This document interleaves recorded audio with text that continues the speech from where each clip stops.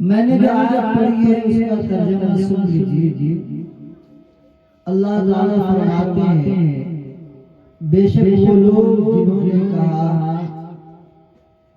ربنا اللہ، ہمارا رب اللہ ہے، روزی دینے والا،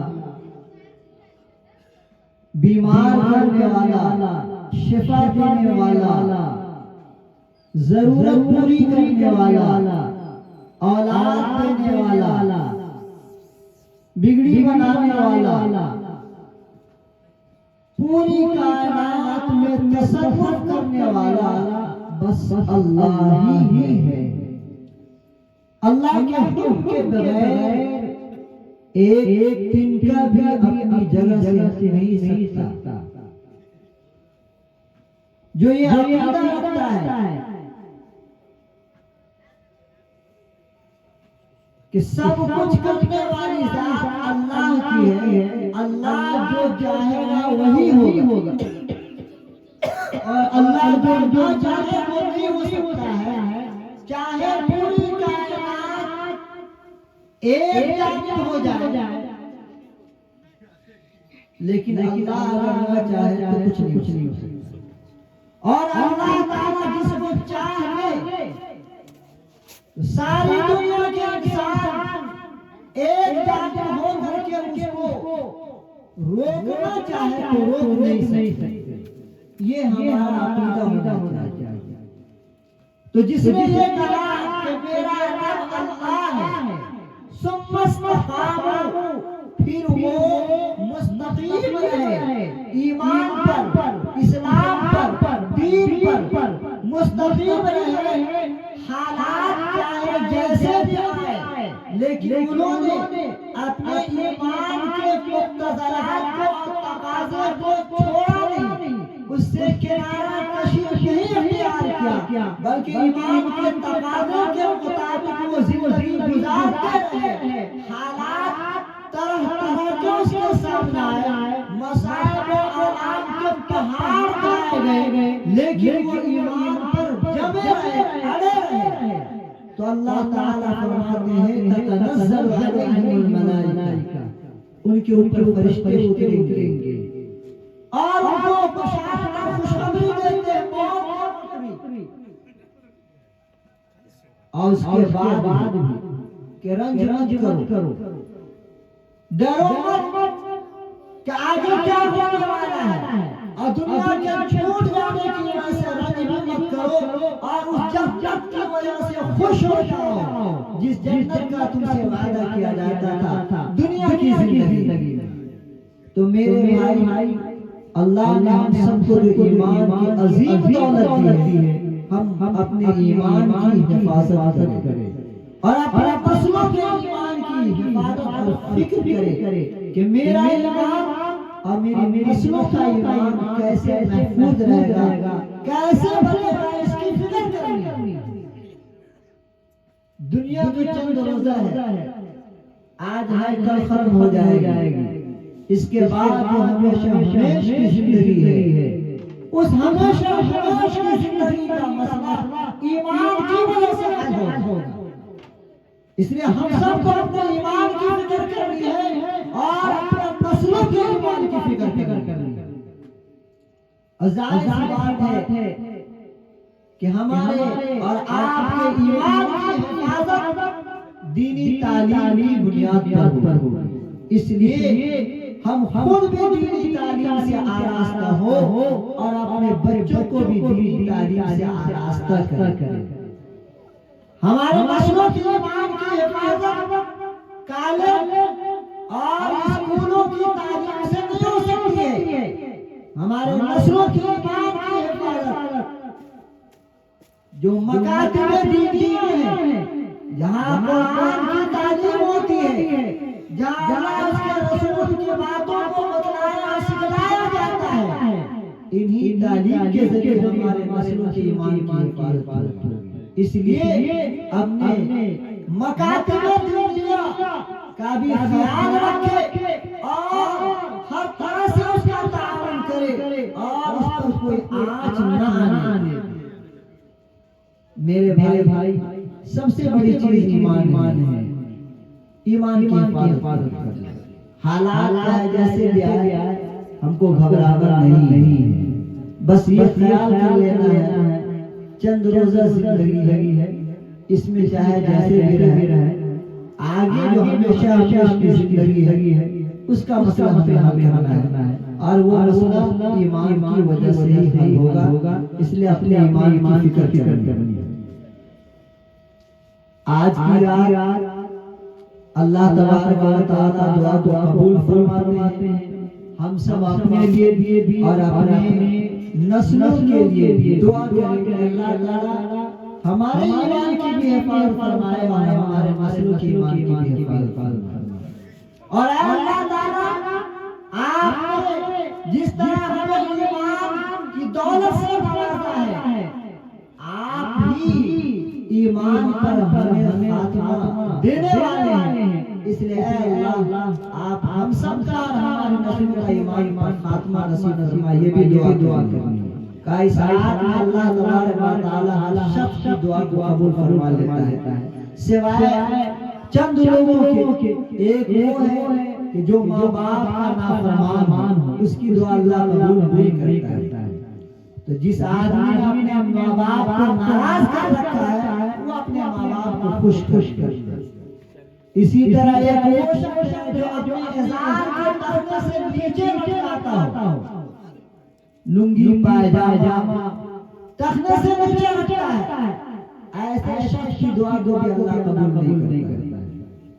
اسی طرح ایک وہ شخص ہے جو شرابی ہو، شرابی کی دعا کو بھی اللہ تعالیٰ قبول نہیں فرمائے.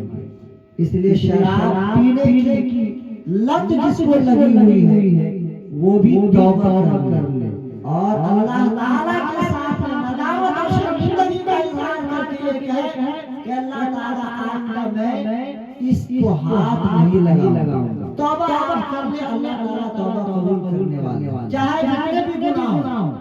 لیکن اللہ تبارک و تعالیٰ کی مغفرت تو بہت وسیع ہے. اللہ تعالیٰ اپنی مغفرت میں ہم سب کو چھپا لے گا. اس لیے اللہ تعالیٰ کے سامنے سچی پکی توبہ کریں. اللہ کے نبی نے فرمایا التائب من الذنب کمن لا ذنب له. گناہوں سے توبہ کرنے والا ایسا ہے جیسا کہ اس نے گناہ ہی نہیں. کہا نہ ہو جس سے کبھی غلطی اسے رحمان کہتے ہیں. اللہ تعالیٰ سے کبھی غلطی نہیں ہوتی. نہ ہو جس سے کبھی غلطی اسے رحمان کہتے ہیں. جو غلطی کر کے پچھتا ہے، جو غلطی کر کے پچھتا ہے اسے انسان کہتے ہیں. کہ انسان سے غلطی تو ہوتی ہے لیکن غلطی کر کے اس کو پچھتانا چاہیے، شرمندہ ہونا چاہیے، اللہ کے سامنے ندامت کا اظہار کرنا چاہیے. تو جو غلطی کر کے پچھتا ہے اسے انسان کہتے ہیں. اور جو غلطی پر کرے غلطی، جو غلطی پر کرے غلطی اسے حیوان کہتے ہیں. حیوان جو ہوتا ہے وہ غلطی پر غلطی کیے جاتے ہیں لیکن انسان بار بار غلطی نہیں کرتا. اور جو غلطی کر کے اڑ جائے، گناہ بھی کرتا ہے، شراب بھی پیتا ہے، نماز بھی چھوڑتا ہے اور کوئی اسے سمجھاتا تو اڑا ہوا ہے، ارے جاؤ نا تم کو مجھ سے کیا لینا ہے، میں پی رہا ہوں نا، میرا عمل میرے ساتھ گناہ پر اڑا ہوا ہے. تو کہا جو غلطی کر کے اڑ جائے اسے شیطان کہتے ہیں. ابلیس نے غلطی کی، گناہ کیا. اللہ نے کہا کہ آدم کی تعظیم کرو، سجدہ کرو. ابلیس نے انکار کیا. اللہ تعالیٰ نے کہا کہ ایسا کیوں؟ اس نے کہا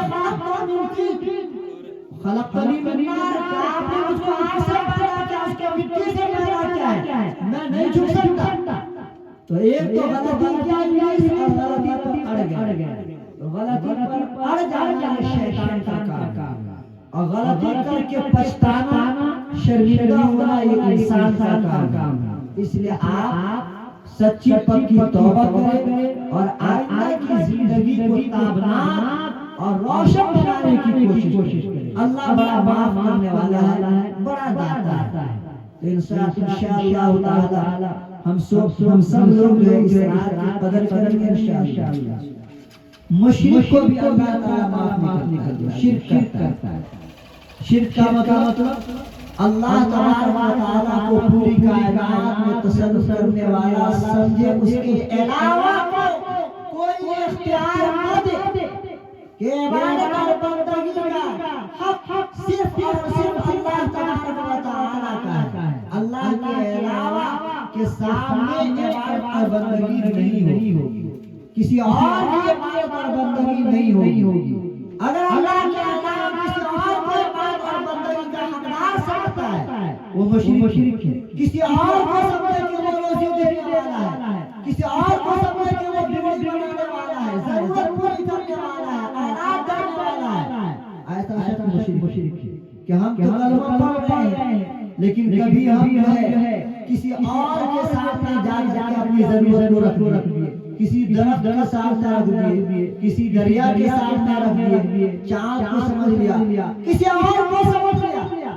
یہ شرک ہے. اللہ فرماتے ہیں اللہ لا یغفر ان یشرک به. یہ شرک کو اللہ تعالیٰ کبھی نہیں معاف کرے گا. شرک کے علاوہ جتنے بھی گناہ ہیں اللہ تعالیٰ اگر معاف کرنا چاہے گا تو کر دے گا.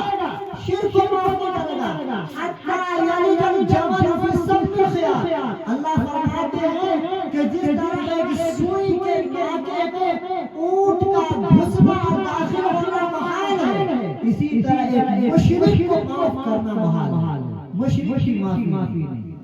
اللہ نے ایمان دیا ہے بس ایک اللہ کی عبادت کرنی ہے، جس نے پوری کائنات کو پیدا کیا ہے، جس نے آسمان بنایا، زمین بنائی اور تقریباً 18,000 مخلوقوں کو پیدا کیا. سب کو کرنے والا، پیدا کرنے والا، روزی دینے والا وہی ہے.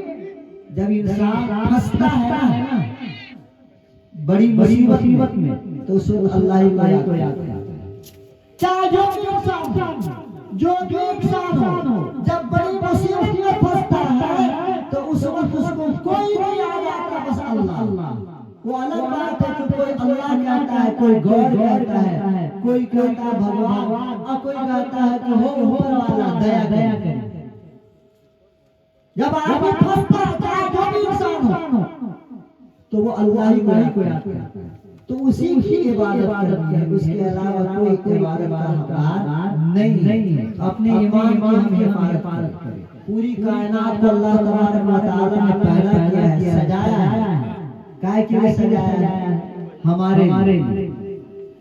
اور اس لیے سجایا کہ تم پوری کائنات سے فائدہ اٹھاؤ اور فائدہ اٹھا کر میری عبادت کرو. ایک مثال دیتا ہوں آپ کو کہ ایک آدمی ایک خوبصورت محل بنایا اور محل کے اندر اس نے ساری ضرورت کی چیزوں کو رکھ دیا، نوکر چاکر خادم رکھ دیے، اور اس کے بعد وہ شادی کیا، بیوی کو لا کر کے محل میں رکھا. اب بیوی سے کہا کہ یہ ساری سہولیات، یہ ساری ضروریات تمہارے لیے، میں نے یہ سب کچھ تیرے لیے کیا ہے، تم میرے لیے، یہ سب تمہارے لیے اور تم میرے لیے ہو. اب آپ بتائیے کہ اس کی بیوی اگر اپنے شوہر کے علاوہ اس محل کے اندر جو نوکر جاتا ہے اس سے آنکھیں لڑانے لگے تو شوہر کو کتنا غصہ آئے. شوہر اس کو محل سے باہر کر دے گا. اسی طرح میرے بھائی آپ سمجھے کہ اللہ تعالیٰ نے یہ پوری کائنات کو جو سجایا ہے وہ ہمارے لیے کہ اے میرے بندو انسانوں، ان ساری چیزوں سے تم فائدہ اٹھاؤ اور میری عبادت کرو، مجھ کو